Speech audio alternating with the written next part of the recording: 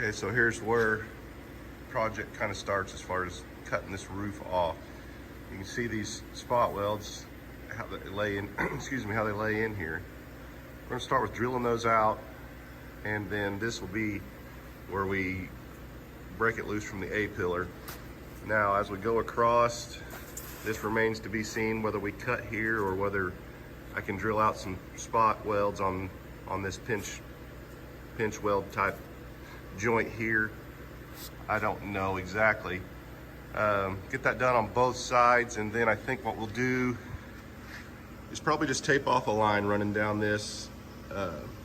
Probably leave myself some room for error, but I think I'm just going to remove the roof there. This seam does not really come apart from the outside. I think we'll be able to see more about that when we get it opened up.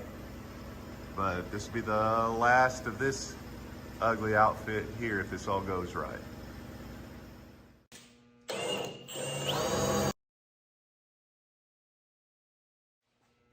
You can see how heavy the rust is up into here. Definitely got to get this top off and get that treated. Now, when we take our other piece apart off of our donor top, we probably better be more careful than this. But this is just ripping into it to see how it does come apart. Then we'll hopefully refine our technique. There was a bunch of them, but you can see we're cut and peeled back on this side.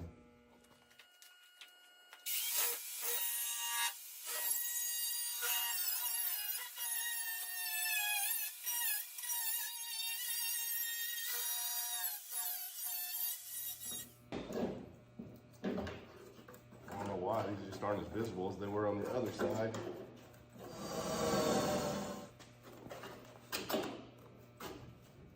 One thing that's the same about this side as opposed to the other side is the amount of deterioration that we're exposing.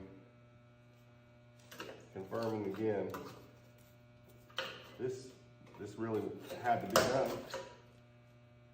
This wouldn't have lasted any time. Put some, go through all the work to put some nice paint on this, and it's just not gonna last. May still not. We're gonna know a lot more about how to do it by the time this is done. I think now, about to see the truth. It ain't too bad. There's a piece of wood in there. So here's what we're seeing. It's not horrible. This can all be dealt with.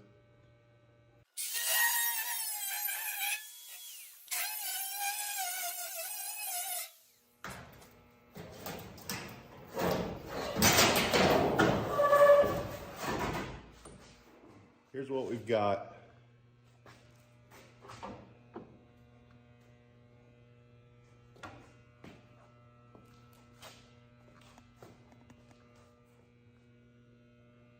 Hopefully, our new one's better. If it isn't, we're screwed. All right, we got it off. We need to hit this whole thing with a wire wheel, and then I've got a couple of different products we'll use. Eastwood's rust converter first to convert the rust, and then we'll use some of the Eastwood's rust encapsulator to hopefully make sure this rust doesn't come back through our project. So let's see if we can knock that out. Rust converter, Eastwood. Pretty good stuff. Goes on first to convert the rust over, and then we'll let this dry, go back over it with the encapsulator, which is the second part of that process. I think there's several different brands of this on the market. This is just the one I've got today. Add some life to this. So here we've got the donor cab prepared. We've exposed where those spot welds are. Need to be pretty accurate this time around, just to, you know, preserve the integrity of this top as much as we can. I've already made my passes around the rear, and I cut just above the seam on this one, whereas on the one we cut off the truck, we cut on the upper side, say, of that yellow tape. So we should have a good 3/4 inch extra material so that we can get it lined up and have room to do whatever it is we're going to need to do.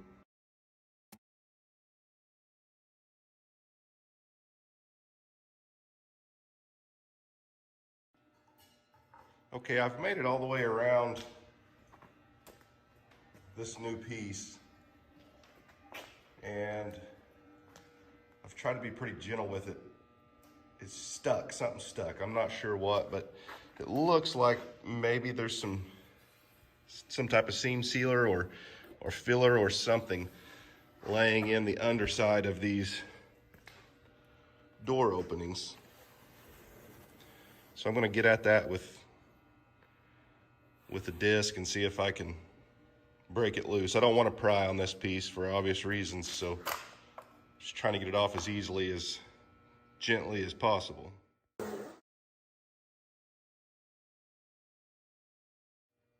Where are we now?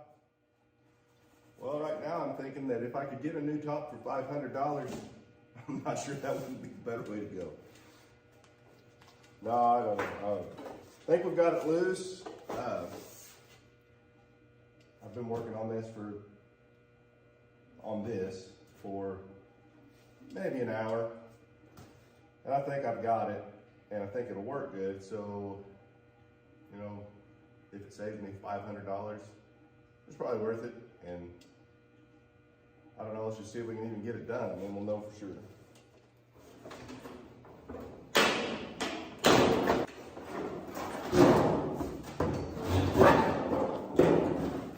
Here's our piece. Well, here's what the donor roof looks like on the inside. It wasn't in too bad a shape. And you see here, there's no way to disassemble this seam and ever come back with, I mean, even if you had a new fresh piece, I don't know how you would ever weld that. So here's what your rust converter does after it dries. It converts that rust over into, I think it's iron oxide, but it converts it over into a paintable substance. Now what we need to do is make a patch panel to seal up the inside layer of this cab. So we'll go over here, take some measurements, and begin cutting out of the donor roof that patch panel that we need. Okay, so we've got our donor patch cut out and laid up here. It doesn't look too bad. We've got plenty of overlap all the way around. Lays in there pretty nice. And it'd be pretty straightforward to just go ahead and button this thing on there. Let's see what it looks like from the underside. Well, here's what I think. Because of the irregularities with which they cut this sunroof in, I don't know if I can get it where you can see it. There's not any of those lines that are straight. I think it's going to be a nightmare to ever cut an exact patch and then butt weld this in here without blowing through and just making a mess. I'm going to trace along this, take this back out, drill holes for plug welds in this patch.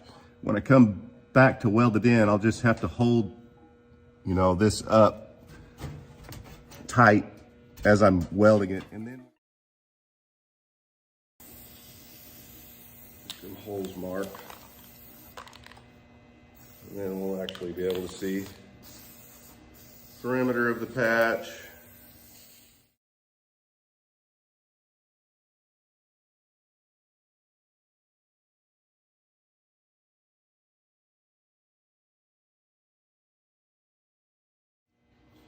This is the self-etching weld-through primer from Eastwood.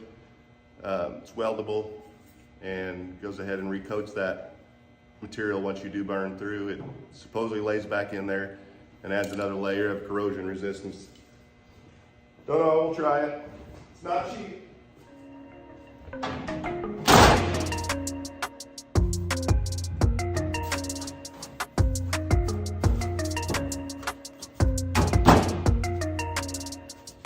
Okay, so we'll start from the inside and go out. I don't know if it'll make any difference, but that should let us work anything out that may pop up. Oops.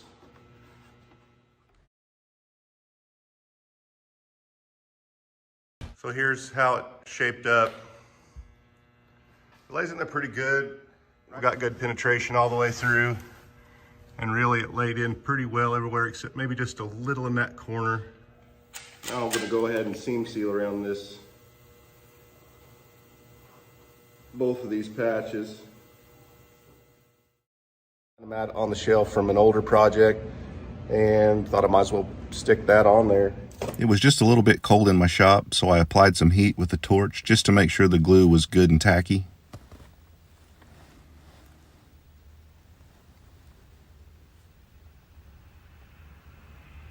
And then using the backside of a screwdriver, I worked my way around the material, just making sure it was good and stuck down all the way around.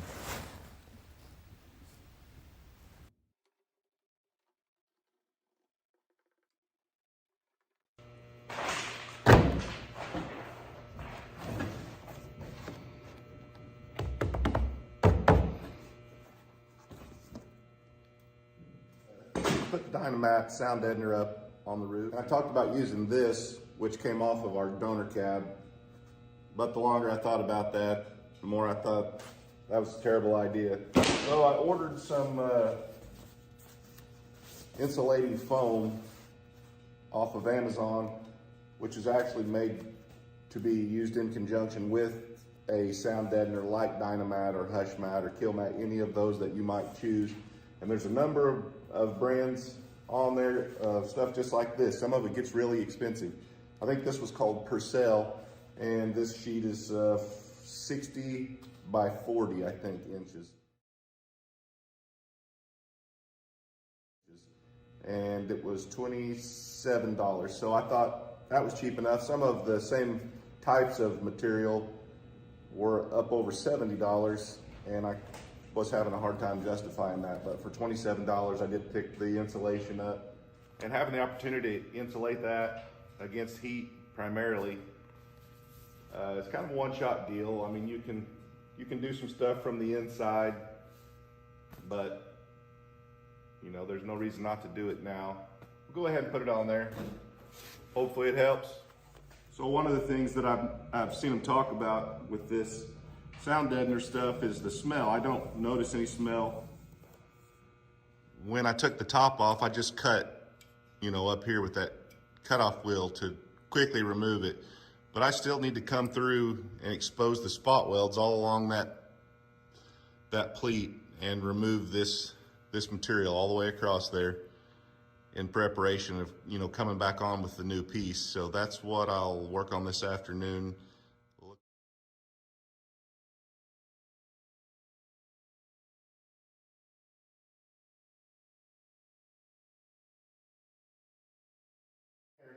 And now where we are, we'll run across the bottom of this fairly quickly and see if we can just make sure that we're still straight and we don't have any problems later down the road. It's not too bad. If the camera will focus, you can see a couple of areas, maybe just right in here, you know, run across that quickly, the hammer and dolly, and get it as good as we can. But all in all, should be doable. Okay, I've got a few things I need to do still yet to this donor cab before we actually start welding it on there. I need to go through and fill all the holes where the drip edge screws went through it.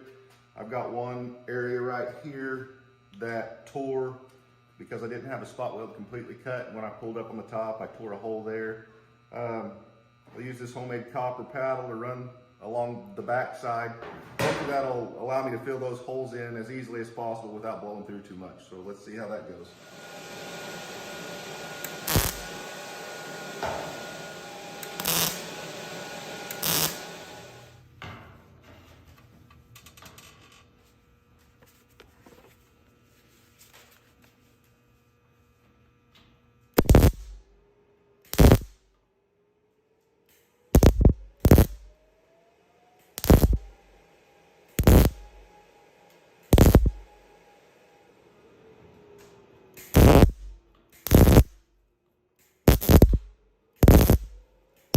bit.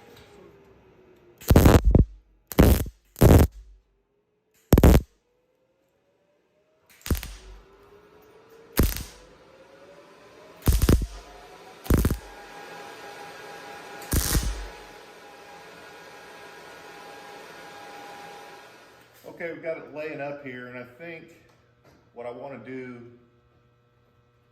is get it, I want to put some tacks on it. I want to push it down into place, put some tacks on it, tape off a nice straight line, and come back through and cut again all the way across so that we can make these two seams match, and that way we can flush weld them and get them in place, and that way we don't have a lap weld. Or anyway, I think a butt weld would be the way to go on this. And so that's what we'll do, work on getting our seam straight, work on getting it in place.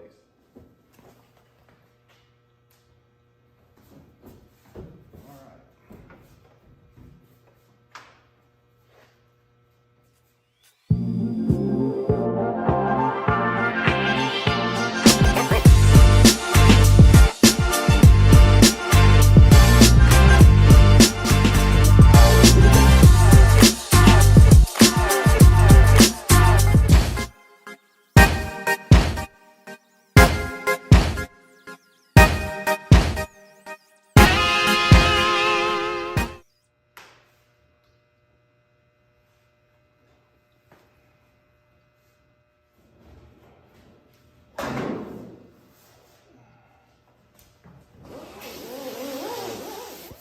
So what had actually happened was our top was hitting our foam. So I took the soapstone wheel and buzzed it off, almost like they do when they're building seat cushions. I guess it actually sanded down just fine. But I think we have enough room for our top to clear, so let's set it on there and see how it looks.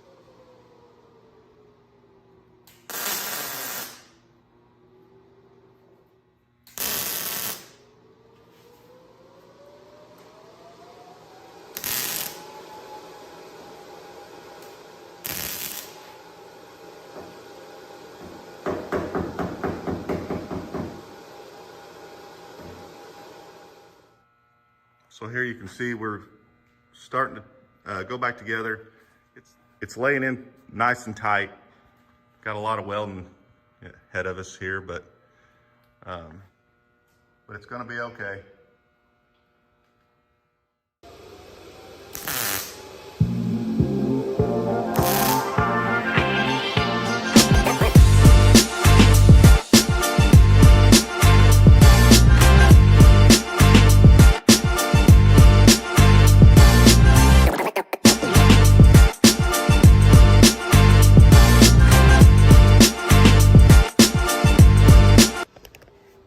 Okay, we've been at this for a bit now, and we're slowly gaining ground. Like I thought, this was a bit of a challenge. Still don't know exactly what we've got there until we get it ground down, but basically we just go alternating back and forth, back and forth, back and forth until we get a tack laid in on top of the one ahead of it. Get your tacks stacked up the best you can. Then we'll come back and see if we missed anything. And if we did, we'll fill it in.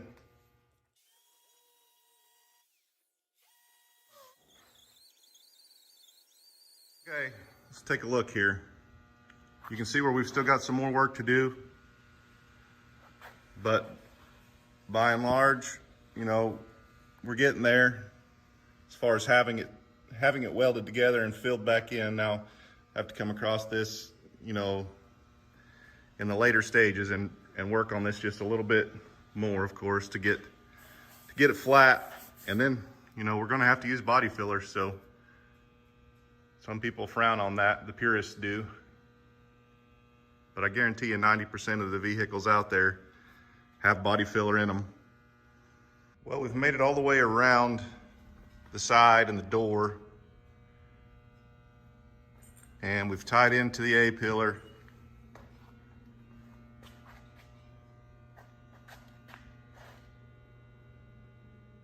Just need to smooth it up, keep trucking.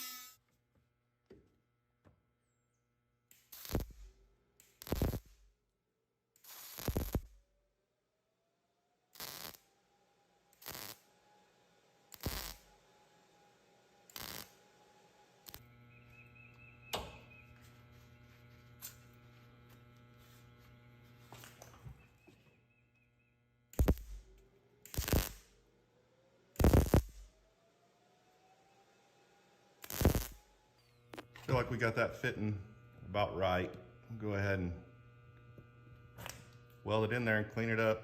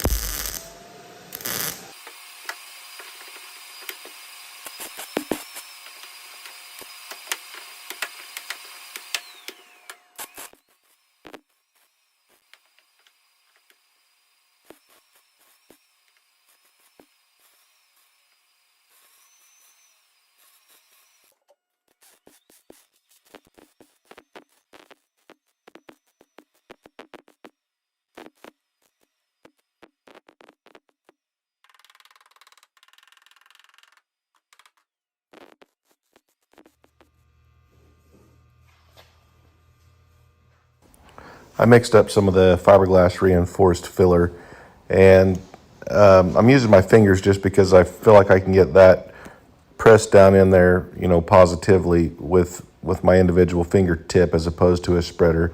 So that first pass that I make, I'll just use my finger to make sure that I get that pressed down in there, and can feel pretty confident that I got it each individual pinhole or seam field. I went around and put the fiberglass reinforced filler over the seam, and so we'll be ready to knock that down and then come back over it with our filler. Still looks kind of rough. It's all part of it.